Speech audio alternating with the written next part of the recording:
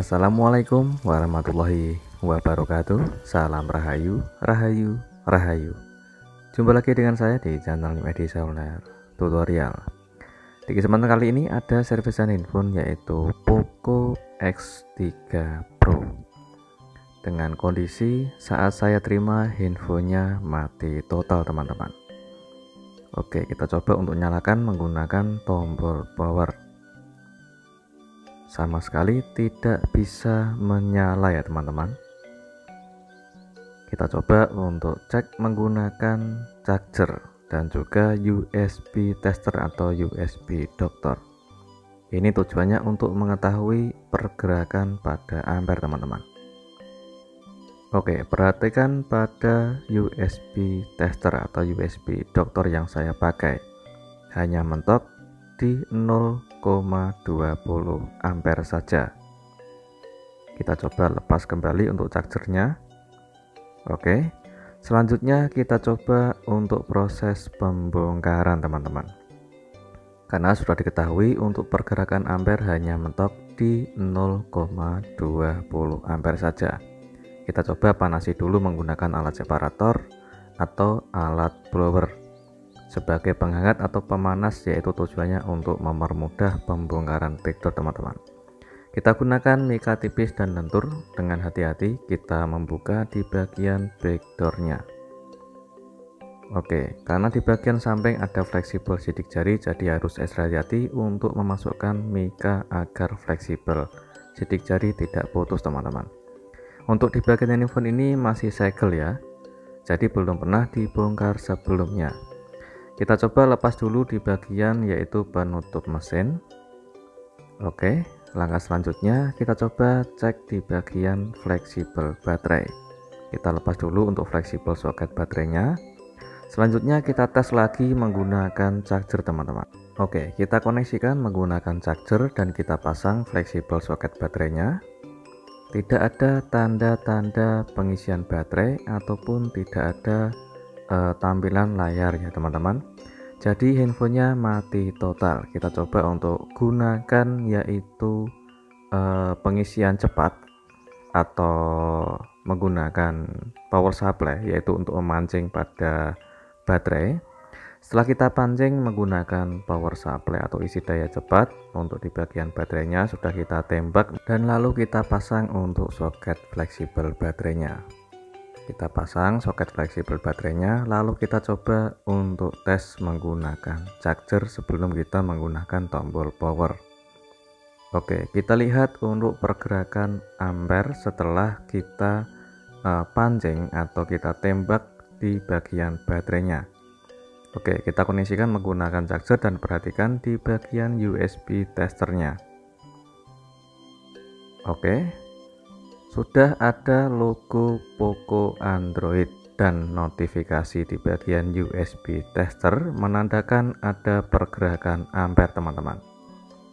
Pergerakan ampere ini seharusnya normal, namun setelah beberapa menit kemudian itu hanya mentok di 0,40 ampere. Jadi tidak sampai 1 ampere.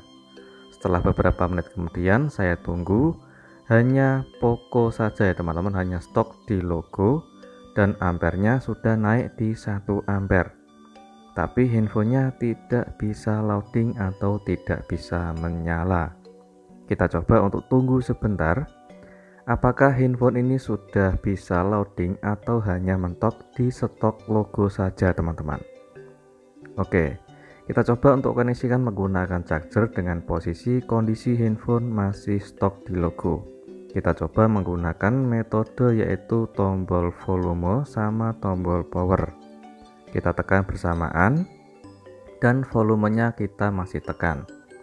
Jadi kita tekan bersamaan di bagian tombol volume bawah dan tombol power.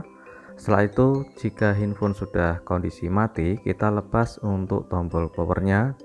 Namun untuk di bagian volume masih kita tekan. Hanya keluar di fastboot ya teman-teman. Kita coba untuk pakai metode lain yaitu menggunakan tombol volume atas sama tombol power. Kita tekan bersamaan hingga kondisi layar itu mati.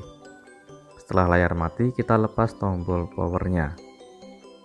Dan untuk di bagian tombol volume kita tekan terus sampai muncul recovery mode.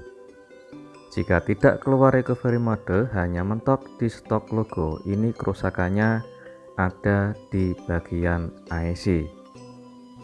Karena sebelumnya sudah konsultasi untuk pelanggan, sebelum beliau menanyakan handphone kerusakan ini, sempat WhatsApp, yaitu untuk menanyakan kerusakan handphone ini. Tiba-tiba handphonenya itu stok logo dan dibiarkan terus menerus hingga handphonenya panas, teman-teman. Dan setelah beliau itu cari referensi di YouTube, disuruh untuk reset, dan beliau terlanjur mereset dengan cara menggunakan tombol volume dan tombol power. Bisa keluar recovery mode, dan beliau sempat cerita itu sudah bisa reset dan sudah loading. Untuk resetnya sudah loading dan hanya loading mentok di 90%, lalu handphone mati. Dan dicoba beberapa kali masih tetap sama, teman-teman, dan dibiarkan hingga handphonenya mati total. Jadi kerusakannya belum tentu di software ya teman-teman, untuk handphone yang hanya stok di logo, khususnya handphone Poco X3 Pro ini. Jadi kita coba untuk cek dulu. Setelah kita mendapati tanda-tanda menggunakan pergerakan ampere, dan setelah kita cek, kita coba untuk perbaikan di IC RAM, teman-teman. Kenapa hanya kerusakan harus dikerjakan IC RAM, bukan di software atau bukan di reset ulang? Karena kebanyakan handphone tipe seri X3 Pro atau X3 NFC ataupun seri Poco X3 ya teman-teman, kebanyakan kerusakan adalah di bagian IC RAM dan juga CPU. Jadi sebelum kita coba untuk mereset atau reset data ataupun masuk ke recovery mode, kita harus mengetahui dulu untuk tanda-tanda pergerakan pada ampere yang menunjukkan kerusakan IC RAM. Oke, setelah kita coba untuk membongkar dan kita lepas dulu untuk di bagian kamera depan dan juga kamera belakang, tujuannya agar kamera tidak kotor ya teman-teman. Dan di bagian ini kita buka untuk di bagian logam atau stiker logam tembaga yang menutupi atau melindungi di bagian IC-nya. Kita lepas dengan serapi mungkin agar tidak merusak di bagian pelindung IC-nya. Oke, kita lipat seperti ini karena kita akan coba untuk perbaikan di IC RAM-nya. Oke, saya kasih tips tutorial cara mengatasi dengan alternatif sebelum kita ACP atau cetak ulang IC-nya. Jadi jangan terburu-buru untuk kita angkat atau kita cetak, teman-teman. Kita gunakan blower dengan suhu panas di angka 2,5 sampai 3, sedangkan anginnya di angka 1 sampai 1,5. Maksimal anginnya di angka 2, teman-teman. Dengan jarak blower kurang lebih sekitar 2 cm. Setelah kita rehot atau kita panasi menggunakan blower dengan suhu yang kita setting sebelumnya, kita gunakan yaitu stiker pendingin, yaitu pelapis pendingin untuk IC RAM-nya. Setelah kita rehot, kita diamkan mesinnya hingga dingin dulu ya teman-teman. Biarkan mesin hingga dingin sekitar kurang lebih 5 menit. Dan setelah mesin dingin baru kita kasih stiker pendingin. Tujuannya agar lebih tahan lama saat proses pemakaian atau pemakaian sehari-hari yang menyebabkan IC RAM itu panas. Dan di bagian itu juga terdapat pendingin ya teman-teman, atau pendingin mesin.